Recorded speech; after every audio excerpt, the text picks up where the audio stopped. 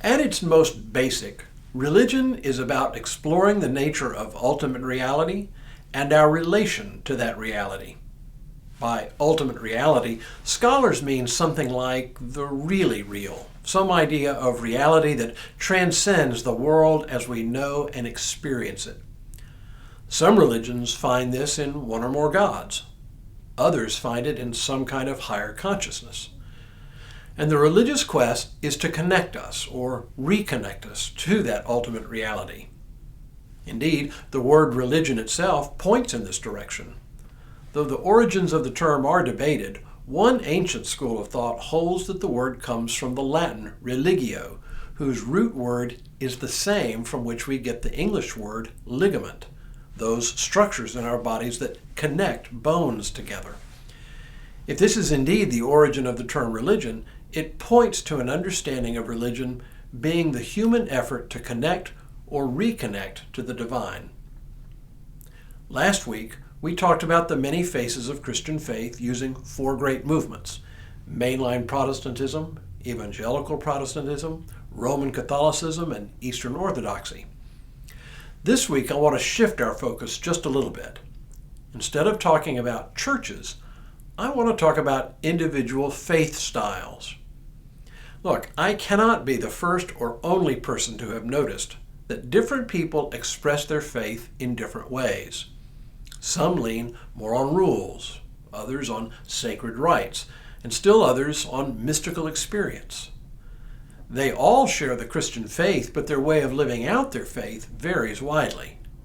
And yet we see some recurring patterns, enough of them to recognize them when we see them. Today, the mystics among us.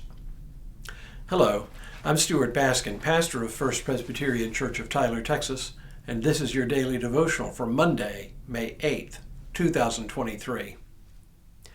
There is simply no getting around the fact that different ones of us live out our faith differently. One of the most recognizable ways, though I suspect a smaller subset among Christians, is mysticism.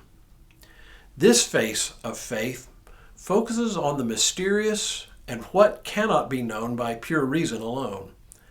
Mystics tend to organize their Christian faith and practice around prayer and meditation. Throughout the history of Christianity, there have been many famous and influential mystics, people like Hildegard of Bingen and Julian of Norwich and Thomas à Kempis. These are just some of the more well-known mystics, but many ordinary people have and still practice some form of mysticism. At its most basic, Christian mysticism seeks through a variety of spiritual practices, often meditation, to experience some sense of union with God. For the most part, this becomes a personal and solitary endeavor, though some church communities gather together in support of each one's spiritual quest. At its extreme, mysticism can foster a partial or even complete withdrawal from society. But most people who practice some form of Christian mysticism are ordinary enough people like you and me. They have families, hold jobs, belong to churches, and have active social lives. But in their religious life, they are drawn to mysticism for the way it helps them experience God's active power and presence in their lives. Many practice meditation and contemplative prayer, practices in which one strives to empty the mind of all distractions in order to make room for feeling God's presence. Clearly, some people are just better suited for these practices than others. Me? When I've attempted to engage in contemplative prayer and meditation, one of two things has happened. Either my mind has just kept wandering in spite of my best efforts to corral my thoughts and shut down all the inner conversations in my mind, or else I've just plain fallen asleep. I am simply not a Christian mystic and probably couldn't be if I tried.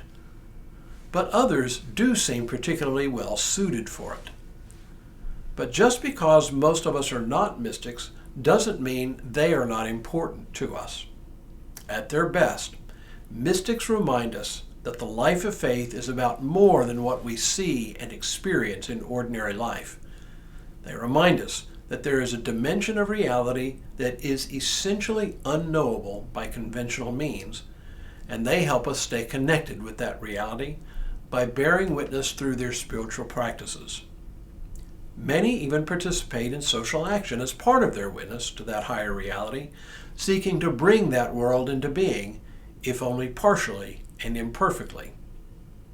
And those mystics who write give us valuable insights that the rest of us would never have thought about.